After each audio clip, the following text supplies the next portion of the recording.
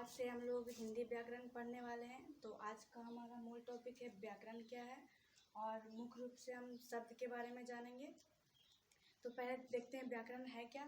तो व्याकरण कहते व्याकरण कहते किसको है, तो जिससे हमको शुद्ध शुद्ध बोलना, शुद्ध शुद्ध लिखना और शुद्ध शुद्ध पढ़ना सीखते हैं, उसको हम व्याकरण कहते हैं।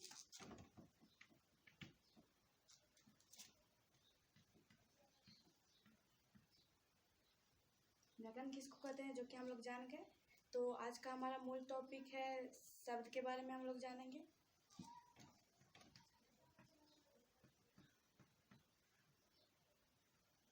शब्द कहते किसको हैं, तो वर्णों के सार्थक मेल को शब्द कहते हैं। तो जैसे हम एग्जाम्पल से समझेंगे, जैसे कि हम एग्जाम्पल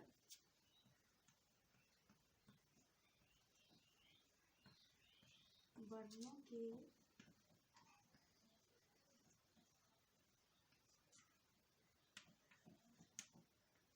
सार्थक मेल को शब्द कहते हैं। तो इसे हम एग्जाम्पल से समझेंगे। तो एग्जाम्पल जैसे कि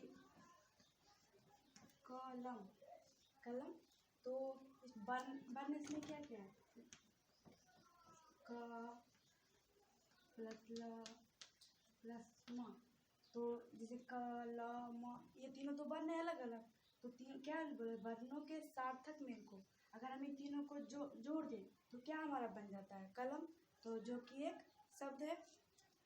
तो या शब्द के भेद के बारे में जानेंगे। तो पहला हमारा है अर्थ की दृष्टि से। तो पहले हम शब्द को जानेंगे अर्थ की दृष्टि से।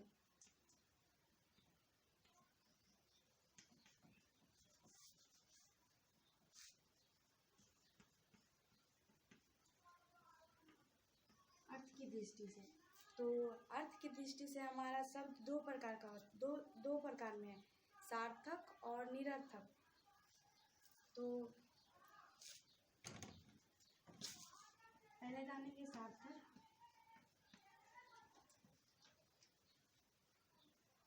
सार्थक इन शब्दों को कहते हैं तो जिस शब्द का कोई अर्थ हो, सही अर्थ हो, उसको हम सार्थक शब्द कहते हैं। तो जैसे कि एग्जाम्पल देखते हैं, पढ़ना, लिखना, ये सब एक सार्थक शब्द है, क्योंकि उसको सिर्फ बोल रहा है। जैसे कि पढ़ना तो मतलब पढ़ाई हो रहा है, लिखना मतलब कोई लिख रहा है। तो ये सब है जो एक सार्थक शब्द है। ये शब्दों को हम लोग सार्थक शब्द बोलते हैं। और अर्थ की दृष्टि से हमारा दूसरा शब्द है निरर्थक।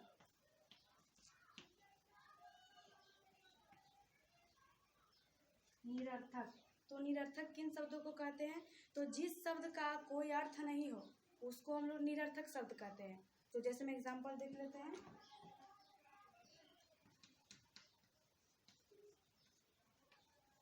जैसे हर, तो इन शब्दों का कोई अर्थ नहीं है, इसीलिए इन शब्दों को क्या बोले, शब्द है लेकिन इसका कोई अर्थ नहीं है। तो इन शब्दों को हम लोग क्या कहते हैं, निरर्थक शब्द। तो आशा है कि आप लोग अर्थ की दृष्टि से सार्थक और निरर्थक शब्दों को पहचान चुके होंगे। तो हम लोग आगे बढ़ते हैं। अब हम पढ़ेंगे रचना की दृष्टि से शब्दों को। तो रचना की दृष्टि से हमारा तीन भेद है, शब्द का रचना की दृष्टि से तीन भेद है। तो देख लेते हैं रचना की दृष्टि से। पहले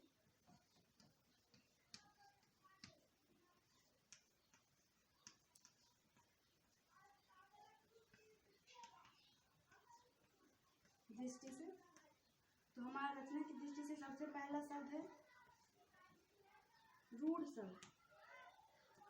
तो पहले जानेंगे रूढ़ शब्द मतलब रूढ़ शब्द क्या है। रूढ़ शब्द तो जिन शब्दों को अगर खंड किया जाए तो उसको अलग अलग अर्थ नहीं निकलता हो, उन शब्दों को रूढ़ शब्द कहते हैं। और अगला हमारा होता है यौगिक शब्द। तो जिन शब्दों को अगर टुकड़ा किया जाए तो उसका अलग अलग अर्थ निकले, तो उन शब्दों को हम लोग यौगिक शब्द कहते हैं। और अगला हमारा होता है योग रूढ़ शब्द। तो जिन शब्दों को अगर टुकड़ा या खंड किया जाए तो उसका विशेष अर्थ निकलता है। तो पहले हम लोग रूढ़ शब्द देख लेंगे। तो जैसे कि इसका एग्जाम्पल लेते हैं, जैसे हो गया हाथ, तो हम क्या बोले कि रूट शब्द किन शब्दों को कहते हैं, मतलब जिसका अगर खंड किया जाए तो उसका अर्थ नहीं निकलता हो। जैसे कि हाथ, इसका हम खंड करते हैं तो क्या हो जाएगा, हा और थ। तो क्या इस हा का कोई अर्थ है या फिर था का कोई अर्थ है, नहीं है। तो ये हमारा हो गया रूट शब्द। और यौगिक शब्द, तो जिन शब्दों को अगर खंड किया जाए तो उसको दोनों शब्दों का अलग अलग अर्थ निकले। जैसे कि हम लोग देख लेते हैं एग्जाम्पल, यौगिक शब्द का एग्जाम्पल। तो हिमालय, ये हमारा एक शब्द है हिमालय, तो इसका अर्थ ही खंड करते हैं तो हो गया हिम प्लस आलय, हिम प्लस आलय। तो अलग अलग अर्थ है। हिम का मतलब क्या होता है, हिम का मतलब होता है बर्फ, और आलय का मतलब जानते ही हैं कि घर होता है। तो हिमालय का अर्थ क्या होगा, बर्फ का घर। तो यौगिक का एग्जाम्पल देख लीजिए, इसका अगर हम खंड भी करते हैं तो दोनों का अलग अलग अर्थ निकलता है। अब हम लोग देखेंगे योग रूढ़ शब्द को। तो जैसे कि इसका विशेष अर्थ निकलता है, तो इसका एग्जाम्पल देखेंगे। जैसे कि हम एग्जाम्पल लेते हैं लंबोदर। तो लंबोदर का अर्थ क्या होता है, लंबा हो जिसका उदर, लंबोदर। तो लंबा हो जिसका उदर, उदर का अर्थ होता है पेट। तो ये गणेश जी को बोला जाता है, लंबा हो जिसका उदर, लंबा हो जिसका उदर, अर्थात गणेश।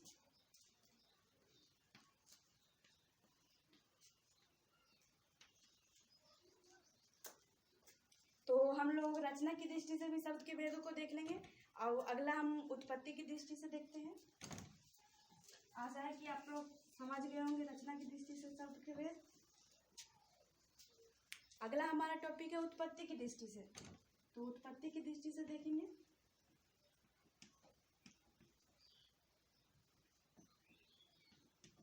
उत्पत्ति की दृष्टि से। तो उत्पत्ति की दृष्टि से शब्द के 4 भेद होते हैं। तो कौन कौन भेद होते हैं, तो तत्सम, तद्भव, देशज और विदेशज, ये चारों हैं जो कि उत्पत्ति की दृष्टि से शब्द के भेद हैं। तो हम लोग पहले पहला शब्द जानते हैं। तो हमारा पहला क्या है, तत्सम।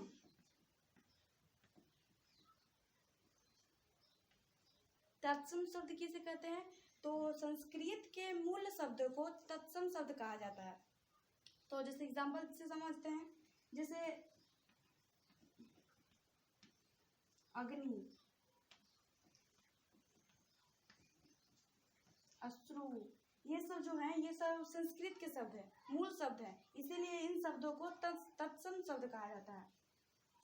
अगला हमारा है तद्भव शब्द।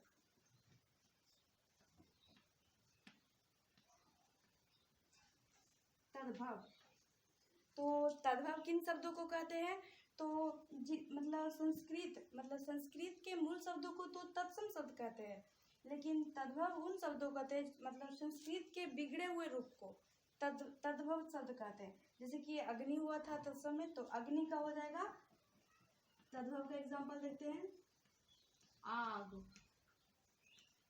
तत्सम में था अश्रु, तो इसका हो जाएगा आंसू। तो संस्कृत के बिगड़े हुए शब्दों को तद्भव शब्द कहते हैं। हमारा अगला है जो है देशज शब्द। तो देशज किन शब्दों को कहते हैं, तो जो हमारे देश की भाषा है या फिर देसी शब्दों को देशज शब्द कहते हैं। जैसे कि एग्जाम्पल से समझेंगे इसको, जैसे लोटा, कटोरा, ये सब जो शब्द है जो हमारे देसी स्थानीय बोलियों में बोला जाता है, और ये लोग हमारे ये सब जो शब्द है वो हम देश के शब्द हैं, इसीलिए इन शब्दों को देशज शब्द कहा जाता है। अब हम लोग देखेंगे एक और बच गया, कौन सा शब्द, कौन सा, विदेशज। विदेशज, तो विदेशज तो विदेश की भाषा अर्थात विदेशी शब्दों को विदेशज शब्द कहा जाता है। तो विदेशी शब्द देख लेते हैं। तो जैसे कि हो गया हॉस्पिटल, स्कूल, कॉलेज, ये शब्द हैं जो कि विदेशज शब्द है। तो हम लोग समझ गए उत्पत्ति की दृष्टि से शब्दों को। तो उत्पत्ति की दृष्टि से हमारे 4 प्रकार के शब्द होते हैं, तत्सम, तद्भव, देशज और विदेशज। तो तत्सम, संस्कृत के मूल शब्दों को तत्सम शब्द कहा जाता है। संस्कृत के बिगड़े हुए रूप को तद्भव शब्द कहा जाता है। हमारे देश की भाषा के शब्दों को देशज शब्द और विदेशी शब्दों को विदेशज शब्द कहा जाता है। तो आशा है कि आप लोग उत्पत्ति की दृष्टि से शब्द के भेदों को जान गए होंगे। और हमारा लास्ट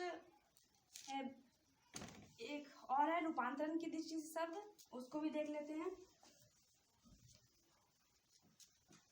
तो हमारा रूपांतरण की दृष्टि से शब्द है, रूपांतरण की दृष्टि से शब्द के भेद। रूपांतरण की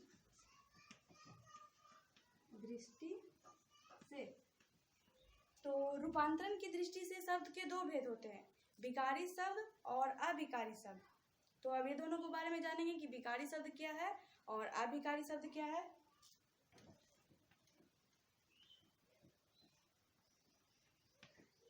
विकारी शब्द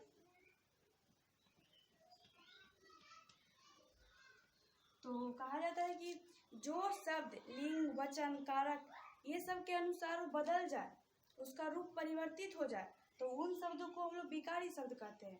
और जिसका रूप परिवर्तित ना हो उसे हम लोग अविकारी शब्द कहते हैं। अविकारी शब्द,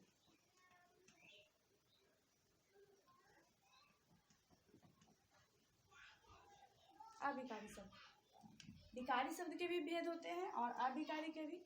तो विकारी शब्द में आता है हमारा संज्ञा, सर्वनाम, विशेषण,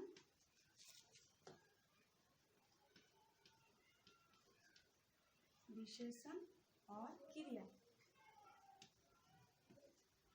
ये चारों हैं जो कि हमारा विकारी शब्द के भेद है। और अविकारी शब्द तो समुच्चय बोधक,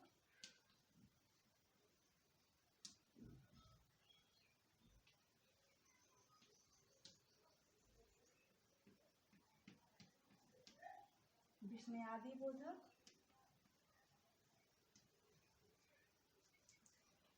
क्रिया विशेषण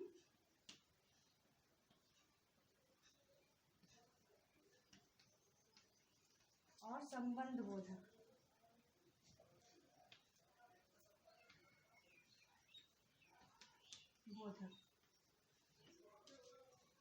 तो आज हम शब्द के बारे में, व्याकरण क्या है जो जाने, शब्द क्या है उस हर एक दृष्टि से शब्द के भेदों को जाने।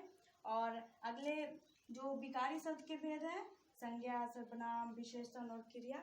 और अविकारी शब्द के भेद है जैसे समुच्चय बोधक, विस्मयादि बोधक, क्रिया विशेषण और संबंध बोधक। इन दोनों के भेदों को अगले वीडियो में देखें। इस वीडियो के लिए